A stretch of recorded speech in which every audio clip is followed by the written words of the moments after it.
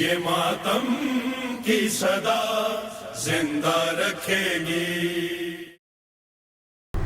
عزاداران امام مظلوم، سوگواران ابا عبداللہ، آج جس رات ہم سوگوار ہیں اسے شب عاشور کہا جاتا ہے، اور یہ وہ رات ہے کہ جس رات ایک جانب لشکر باطل میں شور تھا، قہقہے تھے، مذاق تھا، تو وہیں دوسری جانب لشکر حق میں عبادت خدا ہو رہی تھی۔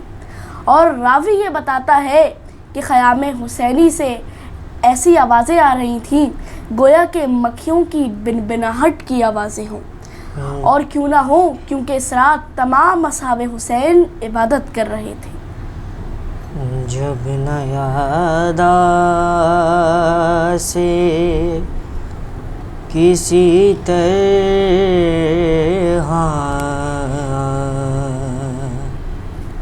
صفائی ٹھہری، صبح عاشور محرم کو لڑائی ٹھہری۔ پوچھا زینب نے کہ کیا ہے،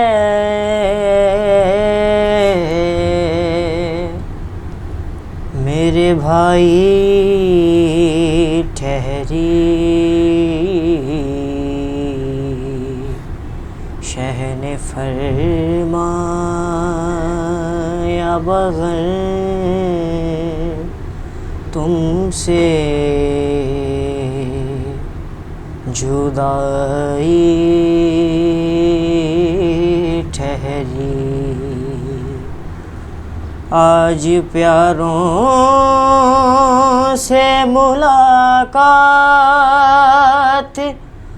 غنیمت جانو، اے بہن آج کی یہ رات غنیمت جانو۔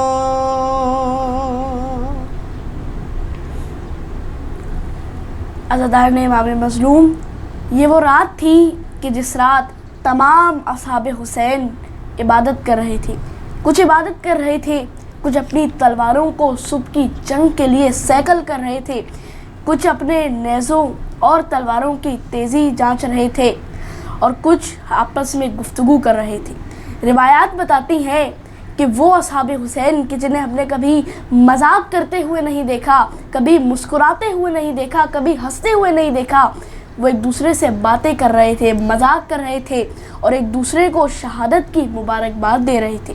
اور کیوں نہ دیں، بالآخر اگلے دن اس جنگ کا حصہ بننے جا رہے ہیں کہ جو جنگ کائنات کی پہلی اور آخری ایسی واحد لڑائی ہے کہ جس میں شہید ہونے والے فاتح ہیں۔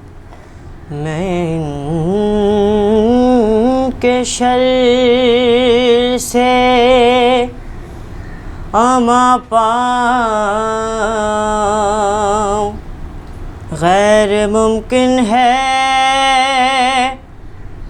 وطن میں آل کو پہنچاؤں، غیر ممکن ہے یہاں سے پاؤں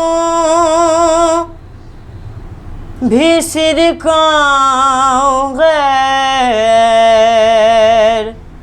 ممکن ہے میں کل کو قتل سے بچ جاؤں، غیر ممکن ہے خدا سے صبر و رضا کا ہے خواستگار حسین، بس ایک رات کا مہمان ہے بے دیار حسین. اس رات امام نے کیا خطبہ دیا؟ تاریخ بتاتی ہے کہ اس رات مولا نے تمام اپنے اصحاب کو اپنے خیمے میں جمع کیا اور پھر مولا عباس سے کہا کہ عباس چراغ گل کر دو. چراغ گل کرنے کے بعد امام نے خطبہ دینا شروع کیا.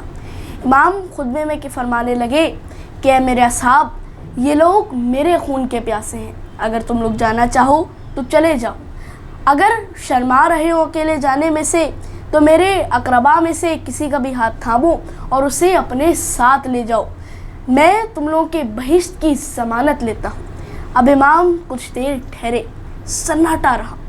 پھر امام نے واپس سے مولا عباس کو حکم دیا کہ عباس چراغ روشن کر لو. اب یہاں قابل غور بات یہ ہے کہ دونوں بار مولا نے مولا عباس سے کہا کہ عباس چراغ روشن کر دو، عباس چراغ گل کر دو. تو دیکھیے کتنا یقین ہوگا مولا حسین کو مولا عباس پہ کہ آپ کو یقین تھا کہ سب چلے جائیں گے لیکن عباس نہیں جائیں گے.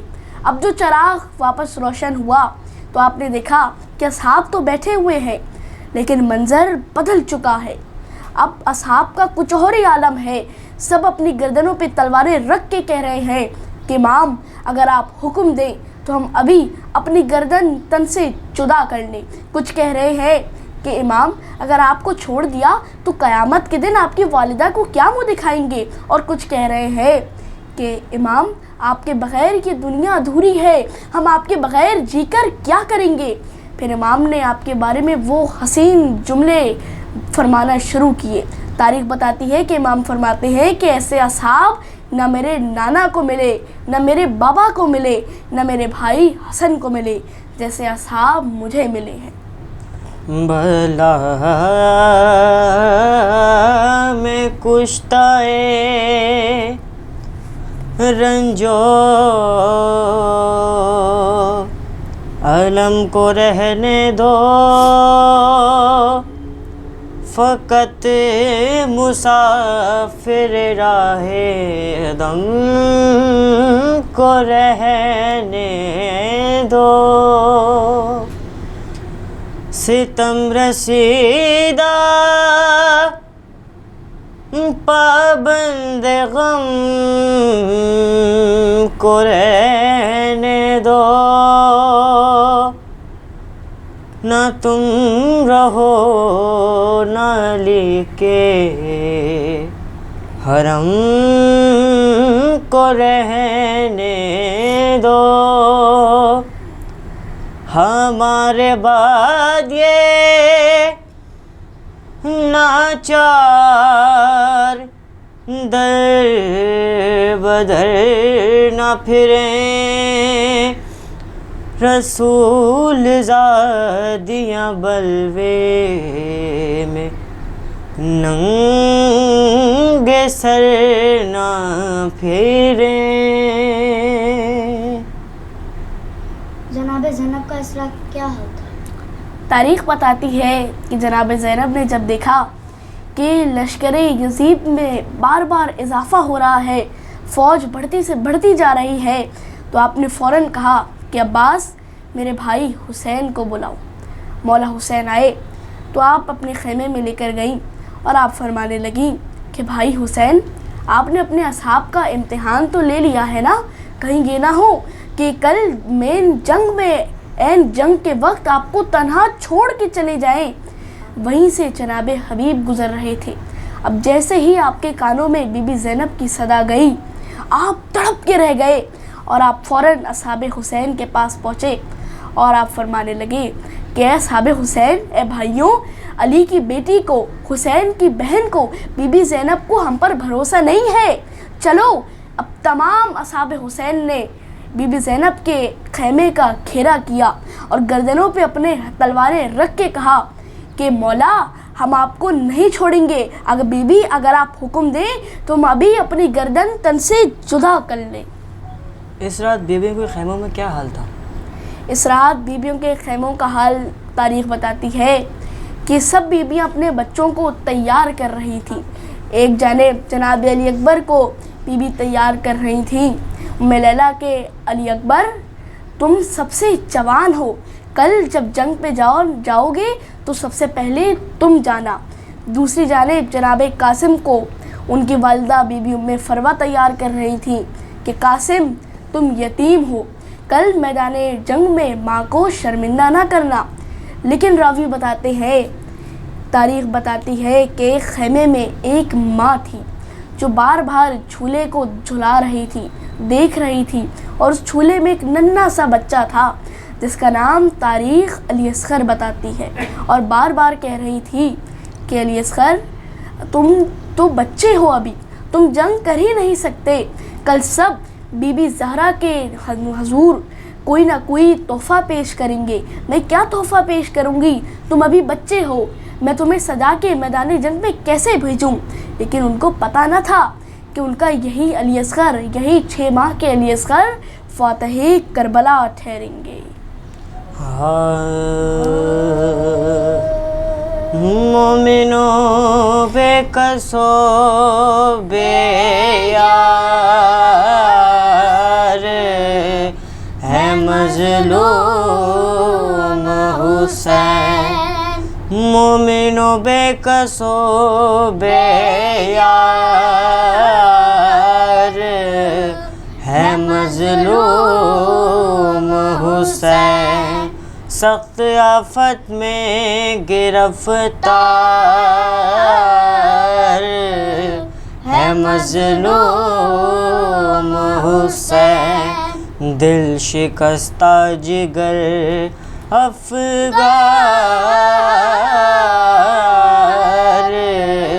ہے مظلوم حسین, کیا سراسیمہ لاچار ہے مظلوم حسین, تیر کاری ہے لگے زخموں پہ شمشیروں کے,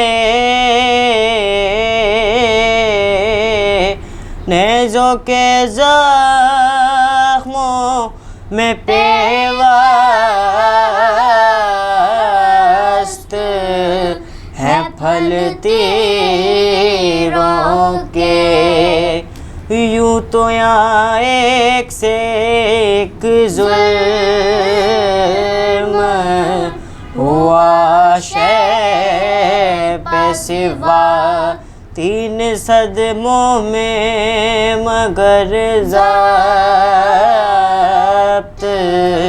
کا یارا نہ رہا, ایک جواں اس کا بھتیجا تھا حسن کا بیٹا, شب کو وہ دولہا بنا صبح ہو شہیدوں میں ملا, اس کے مرنے کی خبر بیووں نے جب پائی تھی, ماں دلہن کو لیے سر ننگے نکل آئی تھی, دوسرا غم ہے ایک بھائی تھا اس کا صفدر, جب سے وہ مر گیا سیدھی نہیں ہوتی ہے کمر, اب بھی روتا ہے اسے ہائے برادر کہہ کر, بے کفن لاش وہ اس کی ہے پڑی دریا پر, اب بھی وہ لاش عجب درد سے تھرائی تھی لڑکی کہائے چچا کے جو چلائی تھی تیسرا حادثہ میں کیا کہوں پھٹتا ہے جگر اس کا ایک بیٹا تھا 18 برس کا اکبر برچھیوں سے ابھی مارا گیا وہ رشک کمر حیف ہے دفن ہوئی رات کو جس کی مادر غم اکبر میں اسے کیا کہوں کیوں کر دیکھا چشم افلاک نے زینب کو کھلے سر دیکھا مومن و بے کس و بے یار ہے مظلوم حسین